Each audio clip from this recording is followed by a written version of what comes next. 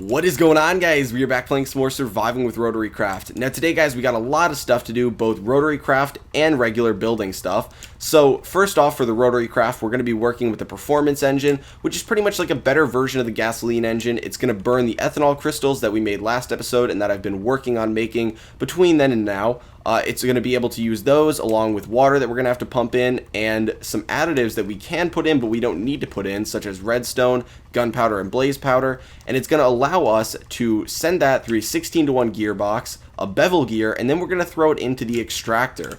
Now the extractor is pretty much the best version of ore processing you're going to get with RotaryCraft, and it's going to allow us to get on average 5 ingots per piece of ore that we put in there, which is significantly better than the grinder. And of course the reason it's better is because it's going to require a ton more work to actually get going. It also is going to require some manual work. We're going to have to put some lubricant into the gearbox, all that stuff. So it's a lot of stuff to cover just on the RotaryCraft end of things, but we're also going to be doing some building.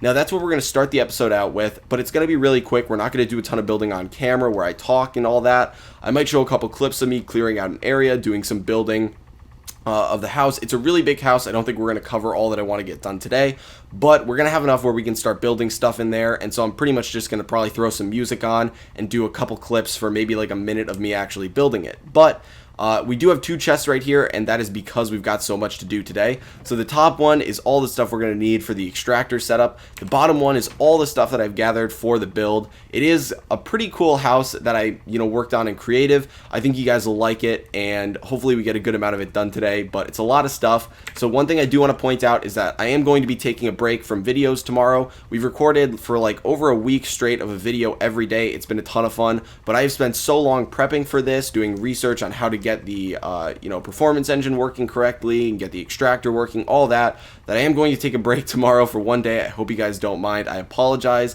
if you guys really do enjoy waking up and seeing these videos every single day, but we will get back on track the day after. So now we do have to go and do some building. So I'm going to grab all this stuff out, and we're going to have to actually make 2 trips for the crafting stuff today, because we're going to do this, and once this is built, then we're going to come back over and we're going to grab all this stuff and then do the real crafting. I will add an annotation if you guys are just coming here to see about the performance engine and the extractor. I know a lot of you probably are. I will add an annotation to where you can go where we start crafting that and start working with it. And if you want to stay for the building portion of it right now, then feel free. So I've decided that we're going to be building pretty much right out here. If you remember in, pretty much every other episode where we've been outside, you could pretty clearly see a forest over here, and it's continued right back there, but I clear cut this whole area over here pretty much just because I needed wood for the build, and then it turned out that this was the perfect space to build it in, which will be great because it means that we're not going to have to worry about moving that farm too much, and it'll be really easy to transport all the other stuff over here. So first things first, I need to level this out. So pretty much now we're just going to hop off camera, or at least I'm going to hop off, and there'll just be some fun sped up clips for you guys to some very catchy music, and then we will come back and we can start actually working with some RotaryCraft stuff. So I hope you guys enjoy it.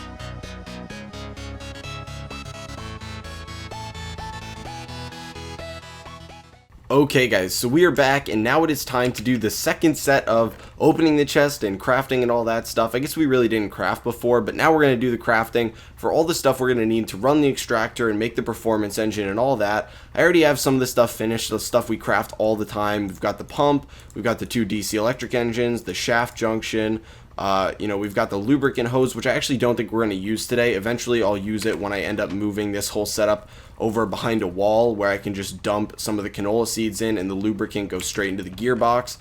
But the first thing that we're going to need to make, and I'm going to separate these out so I know what we're using, is going to be, I guess we can make the extractor first, which is going to use all this stuff right here. It's kind of some random stuff. The extractor does look a little bit weird when you actually open it up. So the extractor is this right here.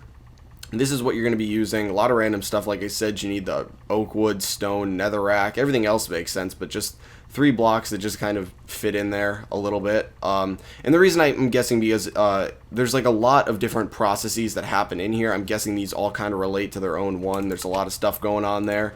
But we got the extractor, And the next thing we're going to need to make is going to be a couple different small crafting things that are then going to build up to the performance engine.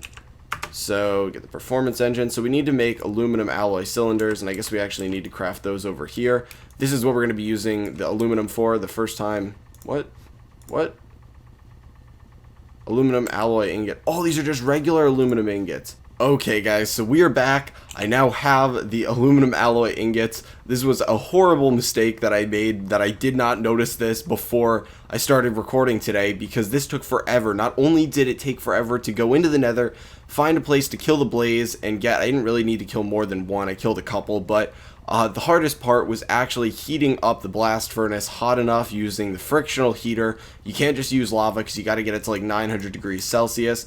And I got so annoyed that I gotta place this back down in here now. I had to take it outside, move a bunch of stuff around. It was really annoying, so I didn't feel like recording that for you guys. But we converted them to 8 aluminum alloy ingots now, so we are good to go. Crafting this, thankfully. And there we go, the aluminum alloy cylinder. Now we need to craft the radiator, which I believe is really the only difference between this and the other gasoline engine, or the actual gasoline engine, from what I recall. This one's really easy to craft, just going to require some gold and some steel. And there we go, now we got the radiator, and I believe, yep, so we just need the ignition unit now, which is again a little bit more gold and a piece of redstone. And now we should be good to go on just shift clicking this in there and crafting it. So there's the performance engine. I did throw the rest of the stuff back in here just because I needed some space in my inventory and I didn't want to die in the nether with all this. So now we've got all this stuff. Last thing we need to make is going to be, we also have the bevel gears here, which are just for changing the direction without losing any speed and torque and stuff like that. But the last thing we're going to need to make is going to be the 16 to 1 steel gear, which is super easy. Right here, 16 to 1 steel gearbox. Really easy. Steel is more than enough to power this. It's pretty much going to be that we're swapping this between the decreasing the speed, increasing torque, and decreasing torque, increasing speed as we process this. Might seem a little confusing, but we will get to that in a little bit. So, you know what? I will sleep before we head outside, and then we're going to go over to the new house, which I will show you guys kind of. It's not finished yet, not nearly finished. We'll work on finishing it either off camera or in tomorrow's episode. I did go through a lot of my resources though, so pretty much this is what we have for now. Don't mind the floating dirt, but we have the base level, so it is pretty safe to be in there, I'd say. Got the front door right over here. Now a lot that has to be done is the roof, and there's a bigger area that's going to be going up in the back corner there. And then like obviously the inside has to get done, so we got to add stairs all over the place, all that good stuff. But I'm thinking we're going to set this up right over here. And I'm going to leave the ground as grass for now. Eventually I'm going to make it stone just because we're going to have some steam engines over here. And I don't want anything to catch on fire. So this area will eventually be stone for this kind of quadrant of the house. But I'm going to place this in a, not like the center of the room, but I want to keep it far enough away from a wall that I don't have to worry about these catching on fire eventually. So probably we got to think this through first, because the first thing that needs to go down is going to be the DC electric engines with the shaft junction, and these are going to be pumping water. So these can go right in this back corner right over here, because we're never going to need to access these again. So we can just throw one DC electric engine there, one there, shaft junction, rotate it. Typical stuff that we always do. Throw the pump down. I do have to go get some water for my buckets. Rotate that and clear this area out. I don't have a shovel right now because it broke while I was doing some of the terraforming or whatever, flattening the land out over here. Okay, grab some water from one of the many infinite pools that are over here from all these pumps we use. I do know that eventually I can speed up the pumps and stop using DC electric engines, and that'll fix... Oh my gosh, you gotta be kidding me. I hate that that always happens. This thing always sucks it out at the same time that I grab out water. There we go. Okay, we're good. But I know I could use better speed for the pump, make it run more effective, and, you know, get water to a lot of different stuff. So eventually I will have a central water line that goes through my base. It'll be a lot easier to use, but right now we're just going to stick with DC electric engines, and we got the lever for these, so we can throw this one down right there, flip those on. Not that it's really important that it's on yet. Oh my gosh, why did I just do that? Can I get the water out of here? No, I hate myself.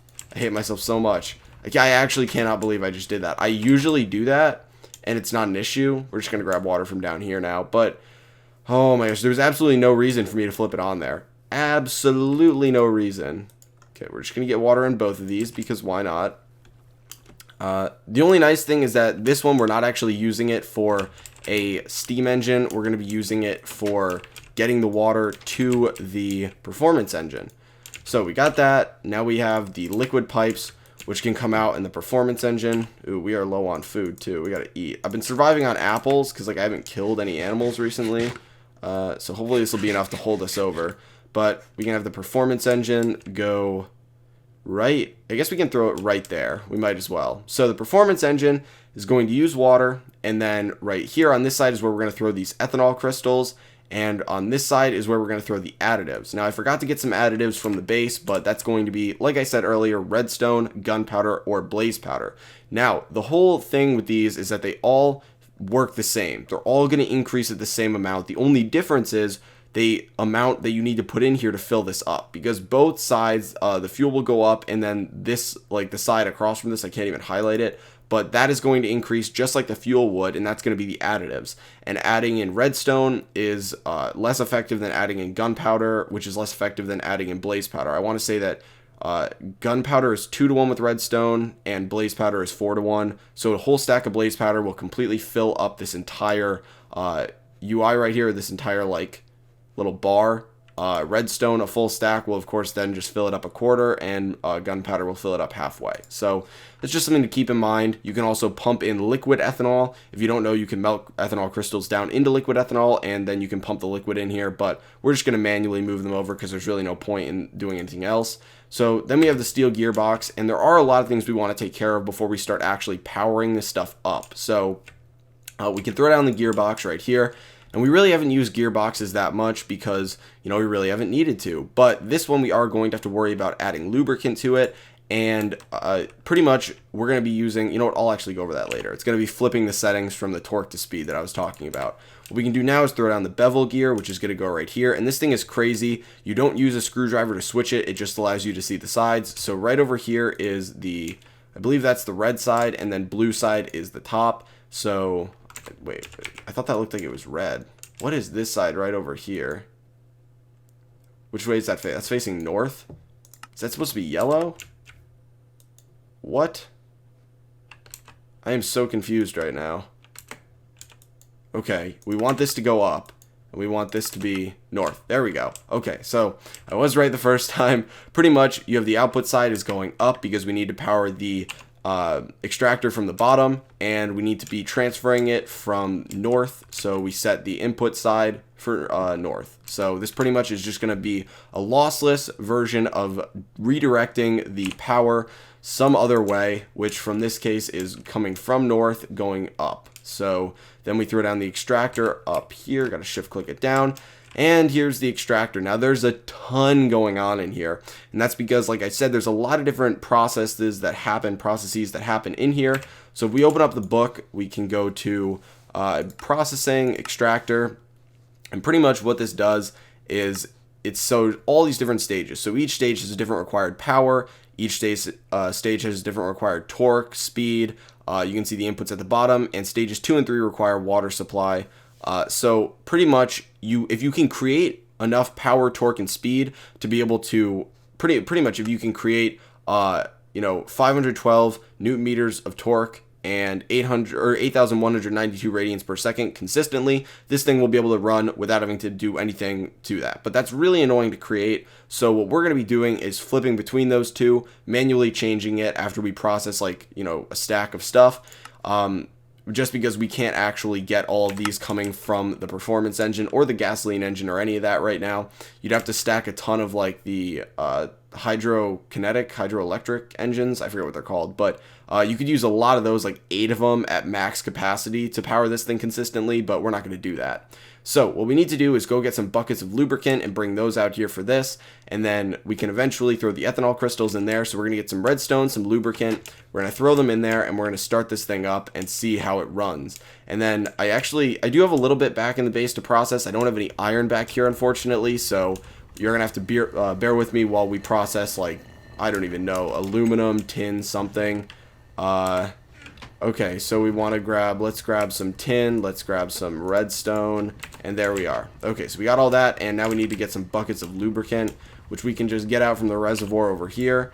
I could actually move this over if we wanted to right now. We can do that. We'll do that right now. We'll grab this and we'll move it over because it does have an okay amount in there. And I want to make sure that this thing is filled up so whenever it's running, we don't actually have to worry about the gearbox breaking, because I don't feel like repairing the 16-to-1 gearbox right now. It's just going to be a waste of steel. So come over here. And now, one thing I want to be careful about is putting in the correct amount of ethanol for the amount that we're cooking. So, like, right now, I could put in pretty much, like, 1 ethanol, and it'd be, you know, fine, because it's going to start running. But we throw in the redstone, and it's going to consume it and fill up this bar over here. You can see it fills it up 1/4 for just redstone. If we had put the same amount of gunpowder in, it would be half. Same amount of blaze powder, it'd be full. So, then if we were to, let's throw in the tin up here, and... oh, you know what? We need to get water to this too. I forgot. So we got to take a liquid pipe up here too. So we can just do it like this. Can that not pipe up? Oh, is this not on? This isn't on. Okay, now that's on. Now these should be getting water in them and be good. Yeah, so I think these should be good to go. Hopefully this is fast enough for all of these. Eventually it should build up. We can make a reservoir over here if we need to or something. But, okay, so now this should be good to go. Once we start actually powering it, this should be good to go too. Okay, so this is water right in here, so it does have a decent sized internal storage. So first things first, we want to throw the lubricant in here so that this doesn't get damaged at all. Throw the lubricant in there, and then we gotta get the reservoir. And I guess I could, if I really wanted to completely fill this up, just do this. I think this should work. Lubricant, reservoir.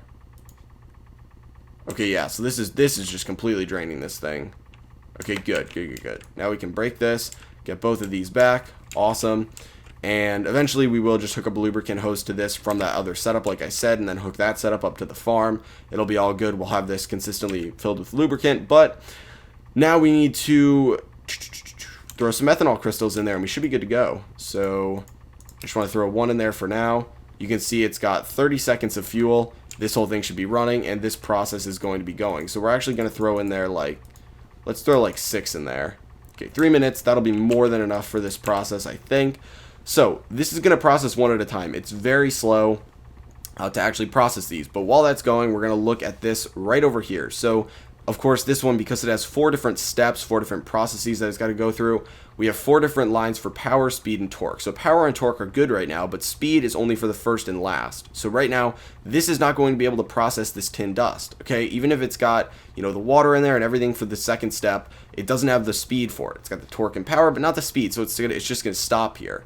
And it'll do the same thing for the third one. If it were able to get there, it would just stop. So I'm going to let this finish one last, or this set right here, and then we're going to flip the gears. So we're going to take the screwdriver and we're going to shift click these gears, and they're going to flip, and you can see it's spinning a lot faster now, but it's got less torque. So if we come up here now, it's doing the second step, and you can see we've got the speed for all the steps, we've got the torque for the middle 2, and the power for all of them. So it's able to process all these sets over here, but now it can't do the first and last one. So pretty much the idea is going to be we process it through the first one, flip it to the second one, and then process it through the last one. The most effective way to do this, I believe, would probably be to process something, fill these up, and then process the middle ones to fill up the last one, then throw a new piece in and process the last and first at the same time, so that you're, you know, getting the most out of the time it's running.